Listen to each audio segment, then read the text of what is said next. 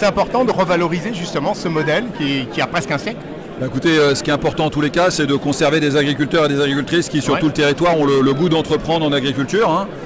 Et c'est d'ailleurs la vocation qui est celle de la FNSEA. Et pour ça, il n'y a pas 50 manières de faire. Il faut être dans l'économie, et il faut créer de la valeur, construire des filières. Et de ce point de vue-là, quelle que soit la taille de l'exploitation, il n'y a pas un agriculteur qui se suffit à lui-même. Et donc le principe, c'est le regroupement, c'est l'organisation, c'est la structuration, c'est la représentation. Mais c'est aussi la gouvernance, la confiance, enfin tout ce qui fait qu'on est capable d'avancer et de créer de la valeur.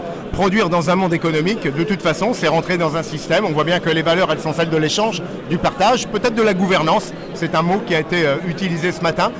Il y a une éco-responsabilité entre syndicalisme et coopérateurs. En tous les cas, moi je pense que clairement, il y a un lien et une porosité importante parce que quand on est syndicaliste, c'est qu'on veut s'emparer de la vie et de l'avenir de son métier. Bien sûr, Et que évidemment, une fois qu'on s'est posé la question de comment on organisait son exploitation, comment on la rendait plus vivable, plus viable, plus transmissible, on a immédiatement besoin de se poser la question de ce qui se passe un peu plus loin que le mur de sa ferme.